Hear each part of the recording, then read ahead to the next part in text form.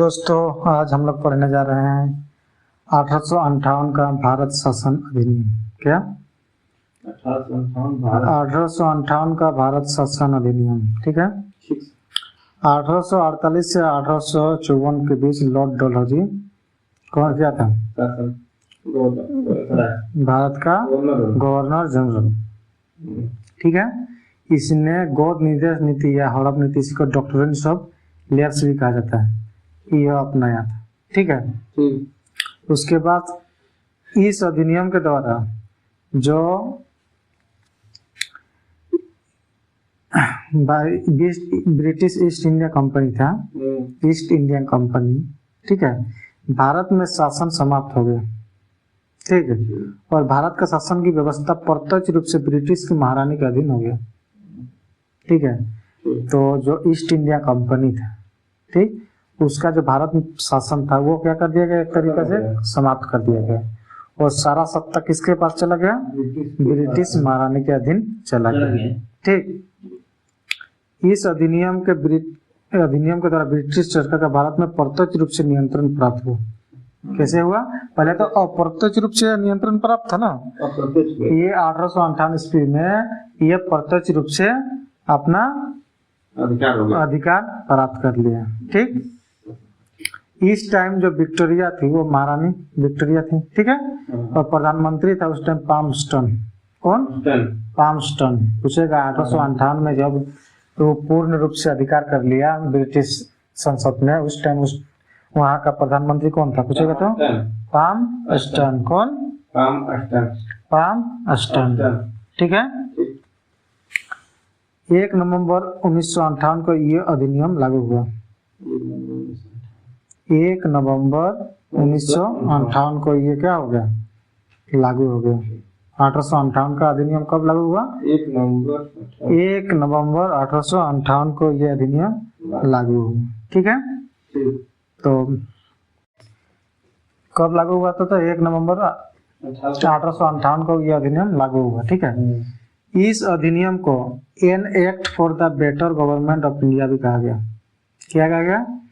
An act of the better government of India भी कहा गया। कौन सा? 1858 का एक्ट को। ठीक है। भारत का जो गवर्नर जनरल था उसको वायसराय कहा जाने लगा। भारत का गवर्नर जनरल को क्या कहा जाने लगा? वायसराय कहा जाने लगा। ठीक है। यह वायसराय ब्रिटिश महारानी का प्रतिनिधित्व था।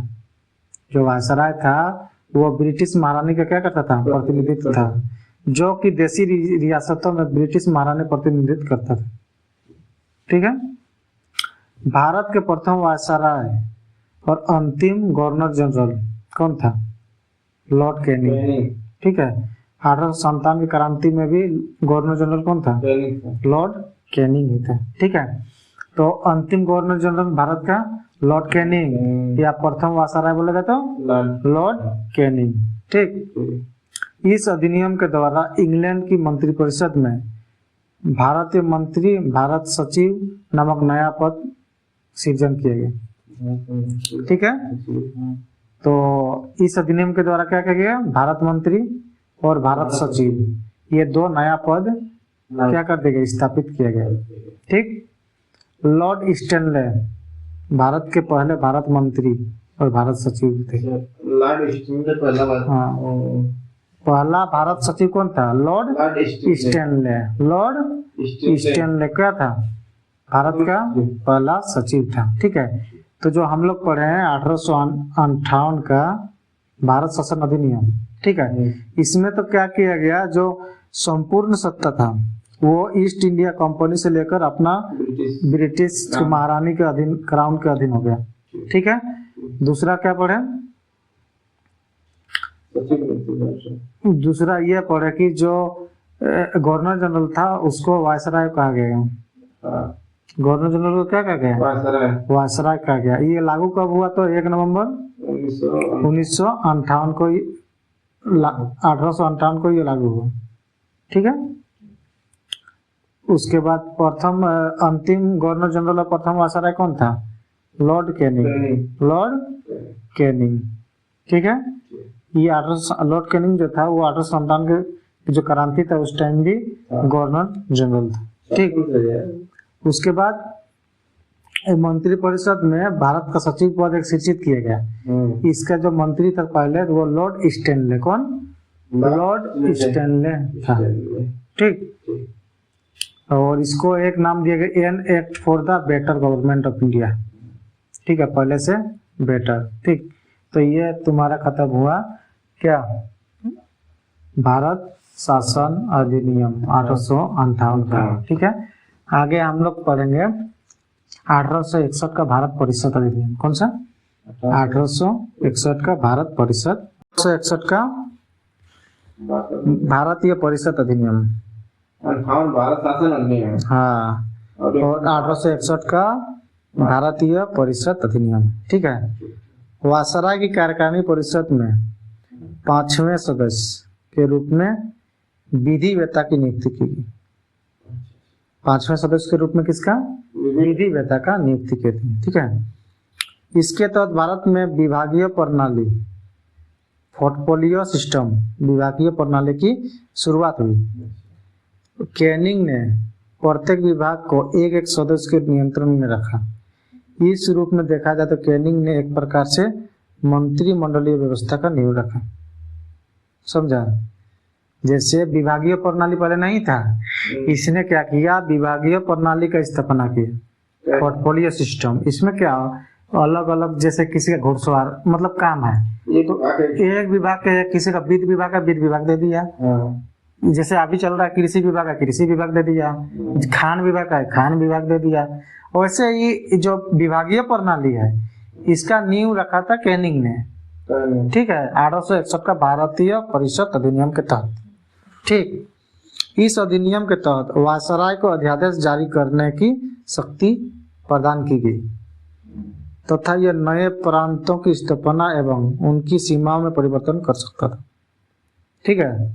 इस जो 1861 का भारत परिषद अधिनियम है, इसके तहत जो वायसराय था उसको अध्यादेश प्राप्त करने की शक्ति प्रदान की। क्या?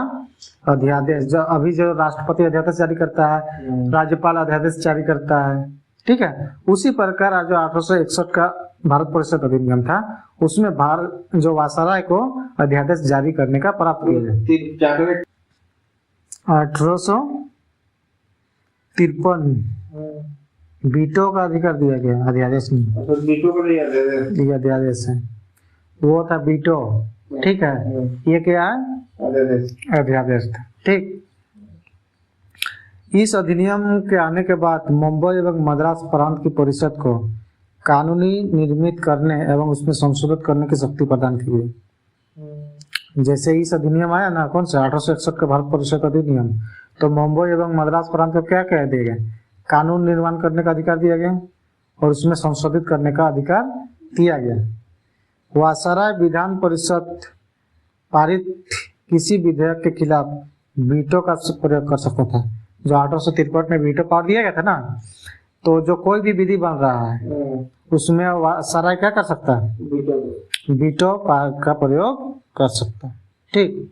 तो 1861 का जो अधिनियम, उसमें मेन पॉइंट क्या पढ़े कि जो कार्यकारिणी परिषद में 5वें सदस्य के रूप में जो विधि के जानकार चुनेगा, ठीक।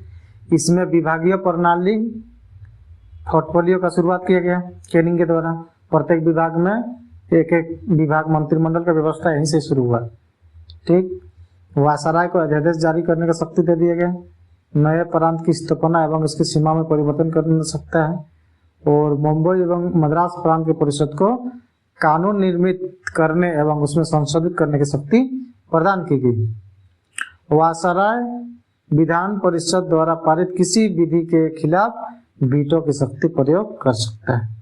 ये हुआ आपका 1861 का भारतीय परिषद अधिनियम। आगे पढ़ते हैं 1892 का भारतीय परिषद अधिनियम। 1892 का भारतीय परिषद अधिनियम में क्या बोलता है, इसके माध्यम से केंद्रीय तथा प्रांतीय विधान परिषद में सदस्यों की संख्या में वृद्धि कर दी गई। जो केंद्रीय तथा प्रांतीय विधान परिषद था उसमें सदस्यों की संख्या में क्या कर दी गई, वृद्धि की गई। परिषद में शामिल सदस्यों को वार्षिक बजट में बहस करने तथा सरकार से प्रश्न पूछने का अधिकार दिया गया। तो सबसे पहले वार्षिक बजट पर बहस करने और सरकार से प्रश्न पूछने का अधिकार किस अधिनियम द्वारा दिया गया था? 1892 का भारतीय परिषद अधिनियम। किंतु इन सदस्यों को अनुपूरक प्रश्न पूछने का अधिकार नहीं था। जो अनुपूरक प्रश्न होता है उसको पूछने का अधिकार नहीं था। ठीक है, इस अधिनियम के तहत परोक्ष निर्वाचन पद्धति की शुरुआत हुई। प्रत्यक्ष निर्वाचन पद्धति है उसकी शुरुआत हुई। कौन सा? 1892 का भारतीय परिषद अधिनियम। तो 1892 का भारतीय परिषद अधिनियम में क्या किया गया? तो केंद्रीय तथा प्रांतीय विधान परिषद में सदस्यों की संख्या में वृद्धि की गई। ठीक है, जो वार्षिक बजट है उसमें बहस करने तथा उसमें प्रश्न पूछने का अधिकार दिया गया। किंतु जो अनुपूरक प्रश्न था ये पूछने का अधिकार नहीं दिया गया। ये बाद में 1909 का जो पार्लियामेंट सुधार है वहाँ अनुपूरक प्रश्न पूछने का अधिकार दिया गया। ठीक है, इस अधिनियम के तहत परोक्ष निर्वाचन पद्धति की शुरुआत की गई। ठीक, तो आज हम लोग पढ़े हैं 1858, 1861 एंड 1892 का जितना भी भारत परिषद अधिनियम है तीनों को हम लोग विस्तार से पढ़े। अगर वीडियो अच्छा लगा है तो लाइक एंड चैनल को सब्सक्राइब करके जरूर जाइएगा।